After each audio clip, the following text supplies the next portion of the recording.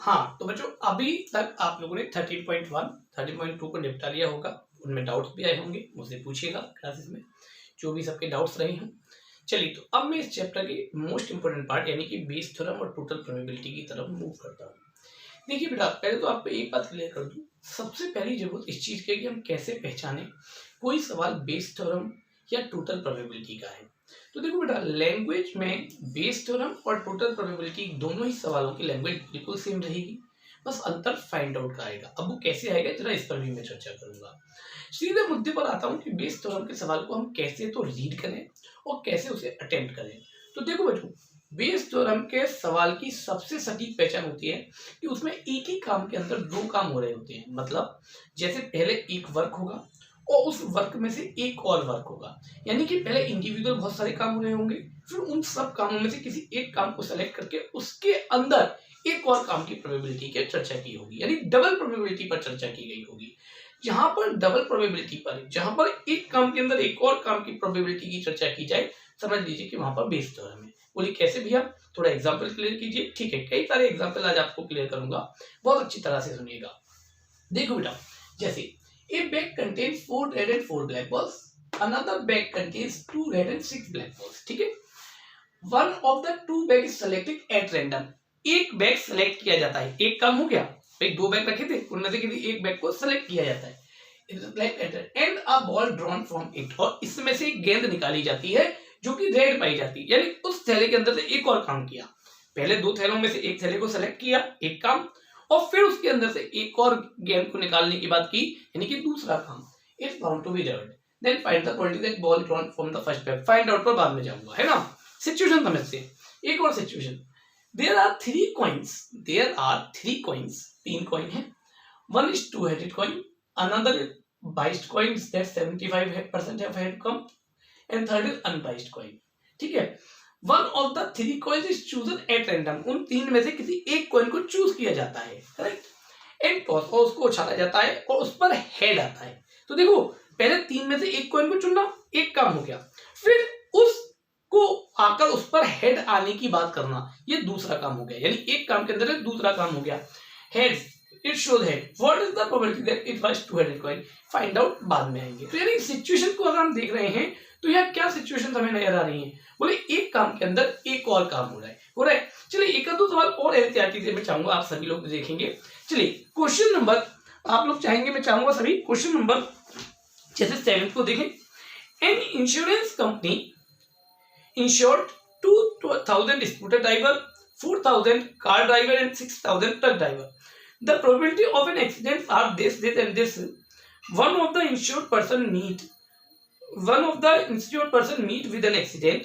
What is the probability that he is a scooter driver? हाँ भाई, तीन तरह के ड्राइवर्स की चर्चा की, इन तीनों में से किसी एक तरह के ड्राइवर को चूज किया जाता है और उसके एक्सीडेंट होने की बात की, यानी सेकंड काम की बात की। एक काम के अंदर एक और काम, पहले ड्राइवर चूज करना तीनों में से किसी तरह का, और फिर उसके एक्सीडेंट की प्रोबेबिलिटी की चर्चा करना। तो जब ऐसी सिचुएशन बने, समझ लीजिए कि सवाल किसका है, बेस थ्योरम का है। ठीक है, एक और चर्चा कर लेते हैं। जैसे मैं चाहूंगा क्वेश्चन नंबर 8 आप लोग पढ़ लें। A factory has two machines A and B, past record shows that the machine A produced 60% of the item of output and machine B produced 40% of the items. ठीक है, for the 2% item produced by machine A and 1% produced by machine B were defective. All the items are put into one stock pile and then one item is chosen at random and it found to be defective. What is the quantity that it was produced by machine B? Question number 8 है ना। एक machine के अंदर दो तरह के product की चर्चा की गई। एक मतलब दो मशीन है जो आइटम प्रोड्यूस करती हैं, दो मशीन ए और बी जो आइटम प्रोड्यूस करती हैं। तो देखिए भाई, आइटम का प्रोड्यूस ए के द्वारा होना या बी के द्वारा होना, ये तो हो गया एक काम, और फिर जो प्रोड्यूस आइटम आया उसके डिफेक्टिव होने की प्रोबेबिलिटी की चर्चा करना, यानी एक और काम के अंदर एक और काम। जब ऐसी सिचुएशन बने तो समझ लीजिए कि सवाल बेस या टोटल में से किसी का है। ठीक है, अब बात आई सवाल को करेंगे कैसे। तो देखिए भाई, सवाल को करने के 3 स्टेप बनाओ। स्टेप 1, E1 E2 जो पहला काम है, बहुत सारी अपॉर्चुनिटी है, उनको छाटो। और फिर सेकंड काम यानी जो कॉमन वर्क है उसको छाटो, यानी इंडिविजुअल इवेंट्स छाटो और जो कॉमन है वो छाटो। ठीक है। अब बोले हम कहते छाटे, चलिए साहब सबसे पहले क्या बात हो रही थी, बोले दो तरह की थैली थी, बैग 1 और बैग 2। पहले वाली में 4 रेड बॉल 4 ब्लैक बॉल, दूसरे वाली में 2 रेड बॉल 6 ब्लैक बॉल, ये पॉसिबल होती थी। सबसे पहले हमें थैले को चूज करना था। अब जब थैले को चूज करने की बात कर रहे थे तो वहां पर हमें कोई फिक्स नहीं था कौन सा चुना जाना है, यहीं पर हमारी इंडिविजुअल बन गई। To select bag 1, to select bag 2, ठीक है ना। इंडिविजुअल से पहला काम हमें इवन इक्वल देगा और फिर बैग छाटने के बाद हमने थैले में से गेंद निकाली और वो रेड पाई गई। To draw a red ball, एक रेड बॉल ड्रॉ करना। ये हमारा काम यहाँ तक इवेंट छाटने का होना चाहिए। ये अगर गलत छटी ना तो आगे सारा सवाल गलत हो जाएगा। तो पहला काम E1 E2 E3 देगा, दूसरा काम ए देगा, ठीक है। अब आई स्टेप नंबर दूसरी बात। सबसे पहले बिना देर लगाए ये जरूर निकाल दीजिए PE1 PE2 PAY1 PAY2। अगर E3 है तो E3 वाले भी निकाल दीजिए, ठीक है। अब बोलिए मैं कैसे निकालूं PE1, देखो इस वर्ड का मतलब निकाला करो, इस वर्ड का मतलब निकाला करो। PE1 E1 की प्रोबेबिलिटी, E1 मतलब बैग 1 को सेलेक्ट करने की प्रोबेबिलिटी। हाँ भाई, दो बैग में से किसी एक बैग को सेलेक्ट करना, बोले 1/2 हो गया। PE2 का मतलब क्या, E2 मतलब बैग सेकंड को सेलेक्ट करने की प्रोबेबिलिटी, बोले वो भी भैया 1/2 हो गई। यहाँ तक सारी चर्चाएं पूरी हुई। अब AY1 का मतलब क्या होगा, आपने कंडीशन में भी पढ़ा था, जो ऊपर वाला इवेंट है उसकी प्रोबेबिलिटी निकालनी है और नीचे वाला गिवन है, तो ए की निकालनी है, E1 गिवन है। ए मतलब रेड बॉल की प्रोबेबिलिटी निकालनी है, जबकि पहला बैग दिया है। हाँ भाई, अगर पहला बैग दिया है तो रेड बॉल के आने की प्रोबेबिलिटी क्या 4/8 नहीं हो गई, मैंने 4/8 लिख देना है। A/E2 का मतलब क्या है, एक बैग ए मतलब रेड बॉल का होने की प्रोबेबिलिटी, E2 दिया है यानी बैग सेकंड दिया है, बोले भैया सीधी सीधी बात है 2/8 हो गई। भाई सेकंड वाले बैग में से रेड बॉल निकालने की प्रोबेबिलिटी, ये आपका सवाल का दूसरा स्टेप होगा। मैं आपको फिर से क्लियर कर दूं, यहाँ पर इन वर्डों के मीनिंग निकालना बहुत जरूरी है, उन्हीं से ही आप प्रोबेबिलिटी फाइंड आउट कर पाएंगे, करेक्ट। ये स्टेप नंबर 2 और स्टेप नंबर 3। देखिए ये दोनों स्टेप तो चाहे सवाल बेस का हो चाहे सवाल टोटल का हो कॉमन ही रहेंगे। स्टेप नंबर 3 डिफरेंशिएट करेगा कि सवाल बेस थ्योरम का है कि टोटल का है। अगर आपसे जो प्रोबेबिलिटी पूछी गई है, जिसकी प्रोबेबिलिटी पूछी गई है वो E1 या E2 में से कोई है तो वो सवाल बेस का हो गया। बट अगर आपसे कॉमन इवेंट की प्रोबेबिलिटी पूछी गई है तो वो सवाल टोटल का हो गया। चलिए यहां ढूंढते हैं किसकी पूछी गई है। Find the probability that the ball drawn from the first bag के होने की प्रोबेबिलिटी बताइए। फर्स्ट बैग क्या है E1, यानी E1 की प्रोबेबिलिटी बताइए, जबकि ए तो हो चुका है, रेड बॉल निकल चुकी है, ये बता दीजिए। तो जहां इंडिविजुअल की प्रोबेबिलिटी पूछे मतलब बेस का सवाल है। अब बोले हम निकालेंगे कैसे, तो बड़ा सीधा बड़ा सरल है। अगर E1 वाला पूछा है तो E1 वाले एलिमेंट को तो रख लो ऊपर, दो है E1 वाले एलिमेंट, दोनों को रख लो ऊपर और नीचे सबका प्रोडक्ट के साथ सम, कॉरस्पॉन्डिंग प्रोडक्ट प्लस सम कर दीजिए। ये आपका तरीका हो जाएगा, सारी वैल्यूज पुट कीजिए, साफ काम खत्म। बोले अगर E2 पूछा होता तो E2 वाला ऊपर, नीचे तो वही प्रोडक्ट कॉरस्पॉन्डिंग प्रोडक्ट प्लस सम, मतलब E1 को A/E1 के साथ, E2 को A/E2 के साथ, अगर E3 होता तो E3 को A/E3 के साथ। तो 3 स्टेप्स में सवाल को बांटिए। चलिए एक और शुरुआत करते हैं, है ना, एक और शुरुआत करते हैं। हाँ भाई, यहाँ क्या चर्चा थी, बोले 3 तरह के कॉइन थे, 2 हेडेड है ना, 2 हेडेड, बाइस्ड और अनबाइस्ड। सबसे पहले एक कॉइन सेलेक्ट किया, उसको उछाला और उसके हेड आने की चर्चा हुई। तो भैया E1 E2 E3 जो सबसे पहले काम किया क्या, कॉइन को चूज करना, वो कॉइन कोई भी हो सकता था। To select 2 headed coin, 2 headed भी हो सकता था। टू सेलेक्ट बाइस्ड कॉइन और टू सेलेक्ट अनबाइस्ड कॉइन। यहां तक की हमारी चर्चा हो गई। और कॉमन बात क्या है, कॉमन बात क्या है? बोले साहब कॉमन बात सीधी सी है, जब हमने कॉइन को उछाला इट शोज हेड या हेड्स कम्स अप।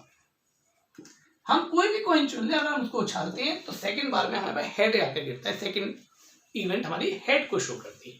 यहां तक हमें सवालों पे आंसर दे दिया गया। अब जब मैंने इतना लिख लिया तो सवाल का स्टेप नंबर 1 तो पूरा हो गया। अब मैं आता हूं स्टेप नंबर 2 की तरफ। बहुत ध्यान से सुनिएगा, अच्छी तरह से समझिएगा।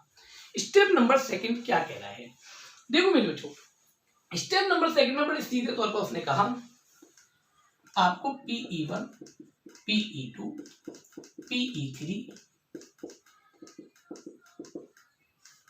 PA/E1, PA/E2 ये निकाल लीजिए और PA/E3। बोले ये है क्या क्या साहब, हम कैसे निकालें? बहुत सिंपल, बहुत सरल सी बात करता हूँ। PE1, PE2, PE3। PE1 यानी टू हेडेड को सेलेक्ट करने की प्रोबेबिलिटी, E1 कोई प्रोबेबिलिटी यानी टू हेडेड, तो ये तीन में से किसी भी एक कॉइन को सेलेक्ट करना 1/3 हो गया कि नहीं हो गया?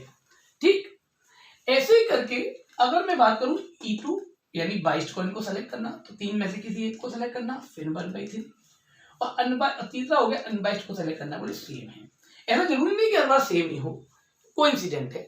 ठीक है, जैसे ड्राइवर वाला आप करेंगे वहां सेम नहीं आएगा, बट हाँ इतना पक्का है कि इन तीनों का सम हमेशा 1 होगा, इनका नहीं होगा, इन तीनों का सम हमेशा 1 होगा। अब बात आई A/E1 क्या होता है? वर्ड का मतलब निकालिएगा। ए की प्रोबेबिलिटी जब E1 दिया हो, ए मतलब हेड के आने की प्रोबेबिलिटी जब टू हेडेड कॉइन दिया हो, भैया टू हेडेड पर हेड के आने के चांसेस बोले 100%, श्योर इवेंट यानी 1। अब जो सवाल में नहीं दी गई होगी ये आपको A/E1 के मतलब से निकलेगी, मीन से निकलेगी, है ना। A/E2, ए की प्रोबेबिलिटी E2 दिया हो, ए मतलब हेड के आने की प्रोबेबिलिटी, E2 मतलब 22 कॉइन दिया हो, 22 कॉइन पे क्वेश्चन में ही उन्होंने इंडिकेट किया कि 75% चांसेस है, तो 75% हेड आने के चांसेस है। और A/E3 का मतलब क्या हो गया? अनबाइस्ड कॉइन, यानी हेड आने की प्रोबेबिलिटी जब अनबाइस्ड कॉइन दिया हो। हाँ भाई, हेड आने की प्रोबेबिलिटी है अनबाइस्ड, अनबाइस्ड पर तो 50-50% चांस होते हैं साहब, 1/2 हो गया। ये हमारा सवाल का दूसरा स्टेप। देखिए वर्डों की मीनिंग निकालिए।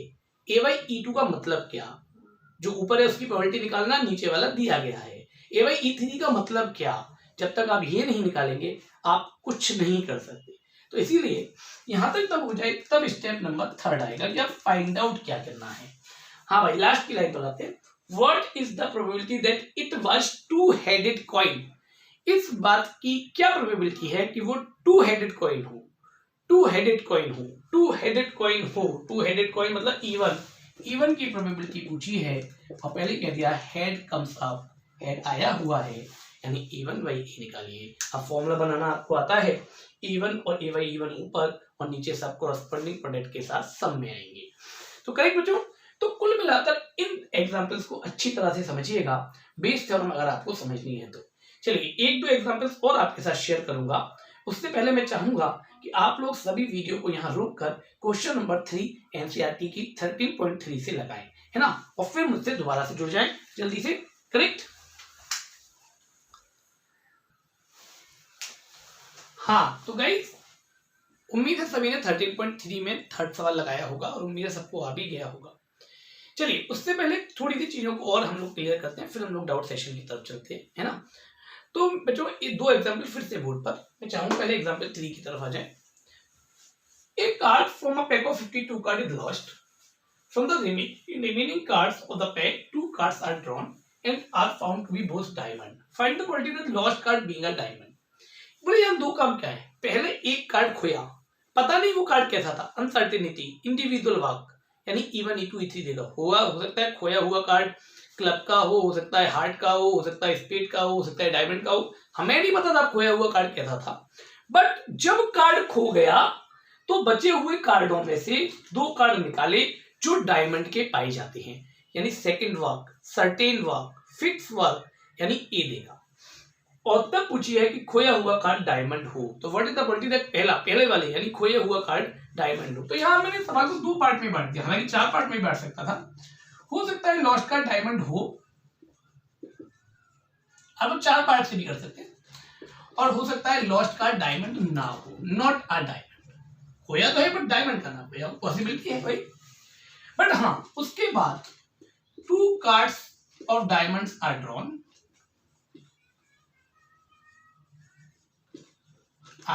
आफ्टर लॉस्टिंग अ कार्ड, एक कार्ड के खोने के बाद, किसी कार्ड के खोने के बाद, स्टेप नंबर 1। हाँ भाई, सेकंड का आफ्टर लॉस्टिंग अ कार्ड, ठीक है ना। चलिए साहब, ये तो पहला इवन छांटनी। अब स्टेप नंबर 2, बिना देर लगाए P1 P2 PA/E1 PA/E2 ये करना था, ये लिखना है पहले। हाँ जी, मैं चाहूंगा वर्डों के मतलब निकालें।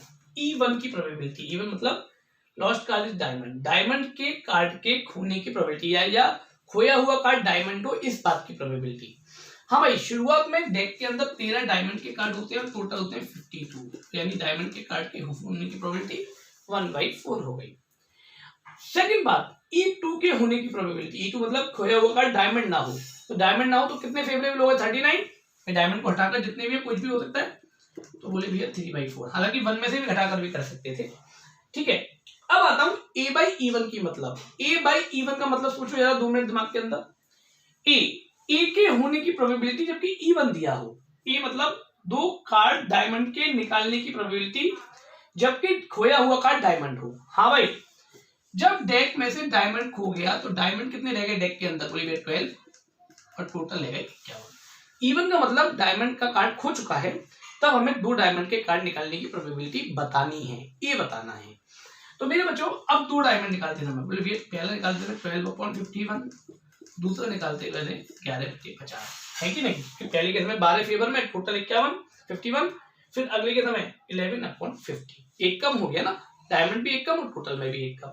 अच्छा, A/E2 का मतलब क्या है दादा, A/E2 क्या होगा भाई, ये बताओ।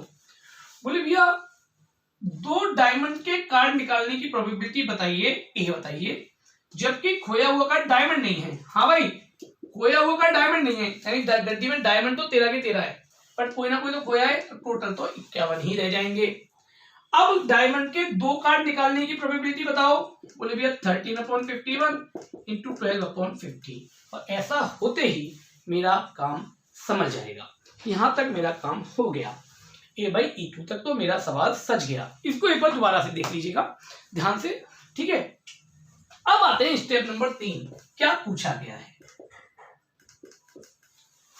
बोले भैया find the probability that lost card is diamond, lost card is diamond, यहां आ रहा है, यानी E1 पूछा है, और क्या दिया है, found to be both diamond, यानी बोथ डायमंड ए दिया है, E1/E पूछा है। अब इसका फॉर्मूला कैसे जनरेट करना है वो आपको पता है कि E1 वाले ऊपर और नीचे प्रोडक्ट वाइज सब करें बच्चों। तो ध्यान से देखिएगा, रिपीट करके देखिएगा, पर अच्छी तरह से समझिएगा। जब तक सवाल समझ में नहीं आएंगे, आपको बेस थ्योरम की सिचुएशन समझ में नहीं आएंगी, आप सवाल नहीं कर सकते, क्योंकि केस स्टडी बहुत मोस्ट प्रोबेबल है कि वो बेस थ्योरम्स पर बने, करेक्ट। हाँ भाई, यहां तक होने के बाद एक बार सवाल को रुक लीजिए। अब मैं पहुंचूंगा अगले सवाल यानी एग्जाम्पल नंबर 4 पर। आप चाहे तो वीडियो को पॉज करके आराम से समझ लीजिए, तब मेरे साथ एग्जाम्पल 4 पर जुड़िए।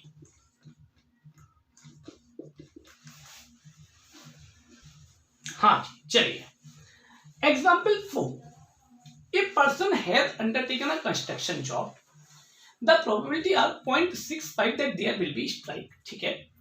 0.80 that construction job will complete on time if there is strike, and determine, कुछ कमी है अभी सवाल में, कुछ अभी सवाल में अधूरापन है। हाँ भाई ठीक है, अभी अधूरापन है। एंड यहाँ पर सवाल में and 0.32 that work will complete, यहाँ भी देता हूं, work will complete if there is no strike,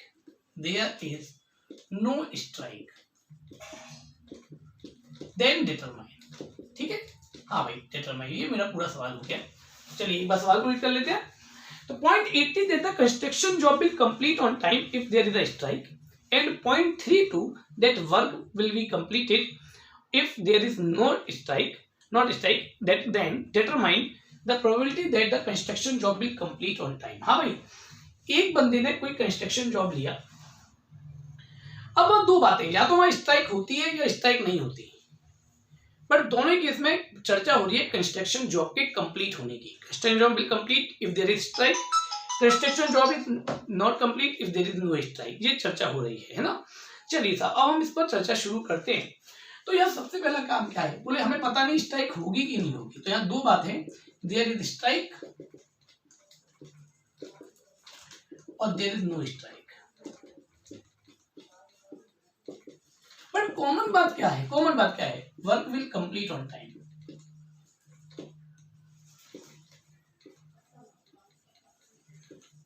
work will be completed on time, ये कॉमन बात है, work will be completed on time, time पर काम होगा। अब जब ये बात हो गई तब हम चर्चा करते हैं स्टेप नंबर 2 की। PE1 निकालेंगे, PE2 निकालेंगे, PA/E1 निकालेंगे, PA/E2 निकालेंगे,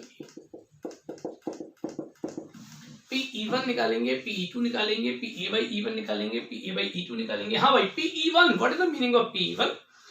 बोले भैया स्ट्राइक के होने की प्रोबेबिलिटी, बोले 0.65, E2 स्ट्राइक के ना होने की 1 में से माइनस कर दिया, यहां तक तो कोई दिक्कत नहीं। A/E1, A मतलब काम का कंप्लीट होना, E1 मतलब स्ट्राइक हो। हाँ भाई काम का कंप्लीट होना यदि स्ट्राइक हो, बोले 0.32 that the work will completed, है ना, if there is no strike, if there is no strike, यहाँ आएगा और यहाँ पर देयर इज अ स्ट्राइक, ऐसे कर लेता हूं, है ना। हाँ भाई A/E1, A का मतलब work will completed on time, work complete हो, यदि वहां स्ट्राइक हो, यदि वहां स्ट्राइक है तो वर्क के कंप्लीट होने की प्रोबेबिलिटी 0.32।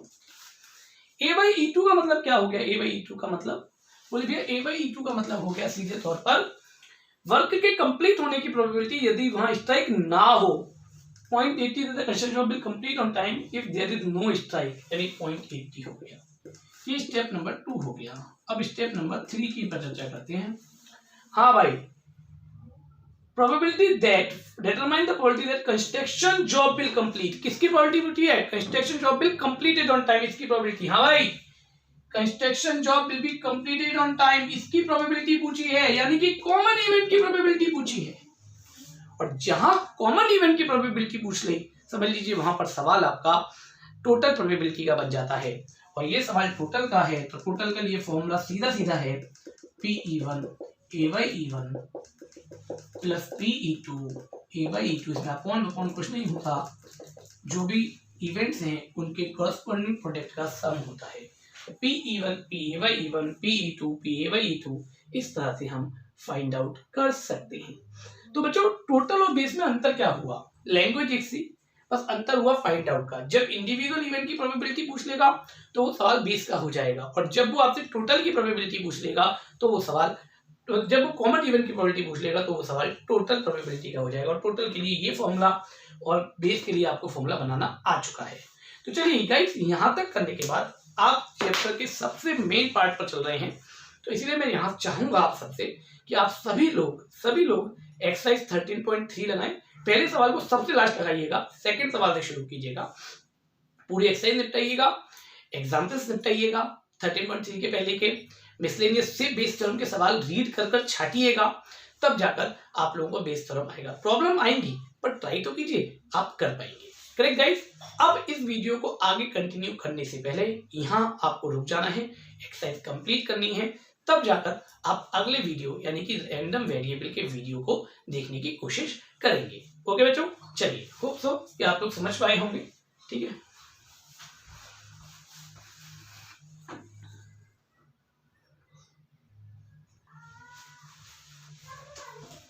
हाँ तो गाइस अब आप लोग अब तक यहाँ तक बेस थ्योरम को निपटा चुके होंगे, तो चलिए मेरे साथ जुड़िए नए आर्टिकल रैंडम वेरिएबल के साथ। इस बार रैंडम वेरिएबल को थोड़ा छोटा कर दिया गया है, इसमें से मीन वेरिएंस वगैरह हटा दिए गए हैं, यानी केवल रैंडम वेरिएबल और प्रोबेबिलिटी डिस्ट्रीब्यूशन, ये दो चीजों को हमें यहाँ पढ़ना है।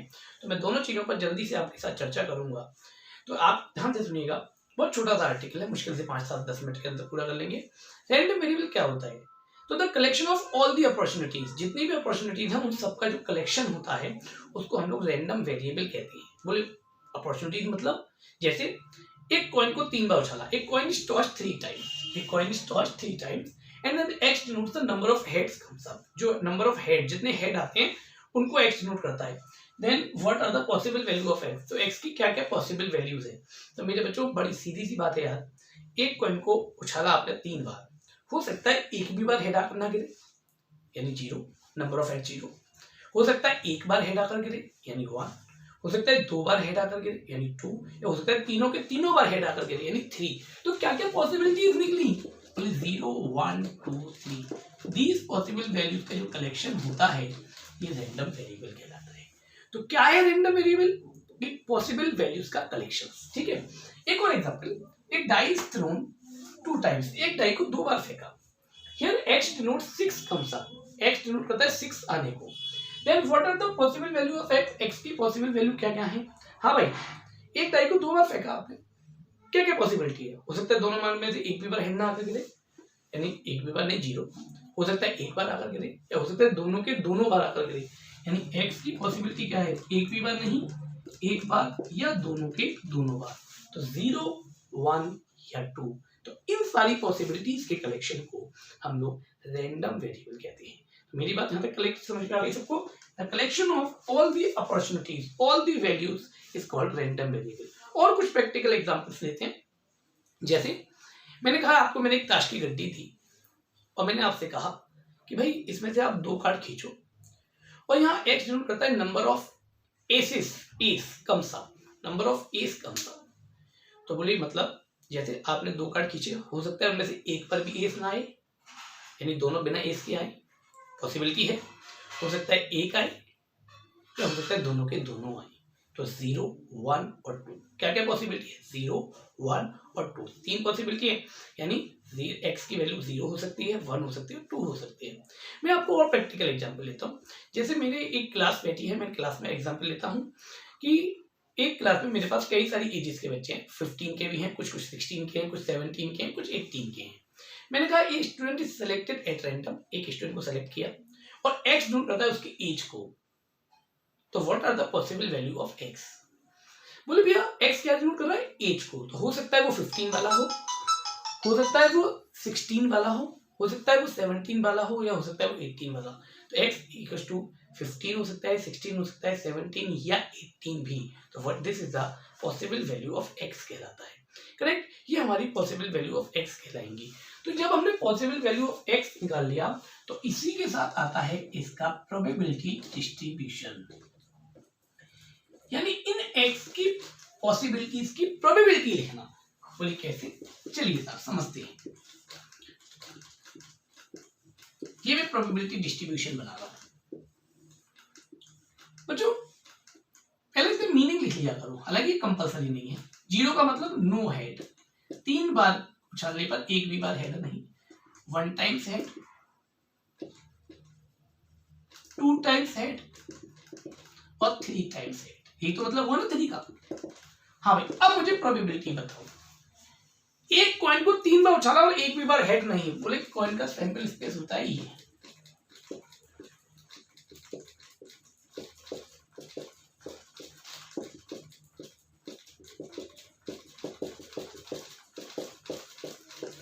हाँ जी, नो हेड, एक भी हेड नहीं, ऐसे कितने एलिमेंट है इनमें एक भी हेड नहीं, बोले एक, 1/8, ठीक, करेक्ट।